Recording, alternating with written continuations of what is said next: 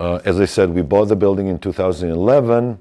We were desperately trying to obtain this document, which is a letter of no objection that our architect was failing to obtain, and as a result of certain things that our architects did wrong, the building department issued something which is called a stop work order.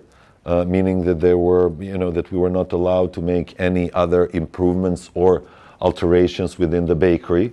And the fact was that actually the initial part of the work was completed, and at that time, 2012, 2011, we didn't have any needs to do any additional work. So besides the fact that we were obligated to provide the city with this document, we didn't have actual needs to modify the space. Space was new, space was beautiful.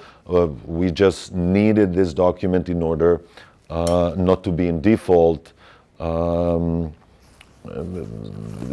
order to maintain and kind of save the benefit that we were given. Now, of course, as anybody who is trying to make a living, you are trying to grow your business, which we ourselves did as well. And at one point we needed to purchase some additional equipment, in this specific case, two baking ovens, in order to expand our capacity, to improve our workflow. And we were not allowed to do so because there was a stop work order issued by the Department of Building because of the shortcomings of our architects. Nevertheless, our architects claimed that they found a way that they can get us an exemption to install these two new ovens, despite the stop working order being in place. We bought the ovens, we hired the plumber that they recommended to us, we completed the job, and once the plumber was ready to obtain the gas authorization, he went to the DOB and actually he was told that we will not get the authorization because of the stop work order that existed. So we found ourselves that we bought, and these are not small ovens, these are big equipment units that were now sitting in the middle of our bakery, not being able to turn on. That made our work much harder than it already was. And the main point being that the very reason why we bought these ovens were in order to restructure our production and in order to go out and get more business or expand the volume that we were handling at the time. We were not able to. Now, these ovens that I just described, this is just business and expansion and numbers and logistics and production flow. That is one part.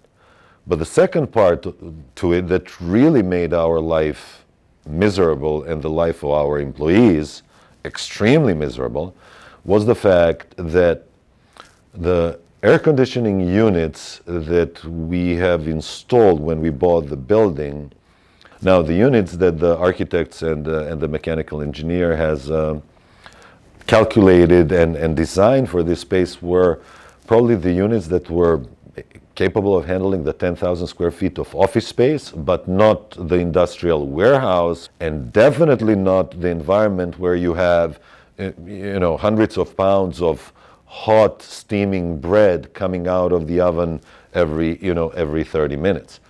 Nevertheless, so the AC units proved to be insufficient. They've been working too hard, therefore started malfunctioning 2-3 years later. Now, if there was no stop working order, we would be forced to replace the units. Nevertheless, we were not allowed to replace them because of the stop working order.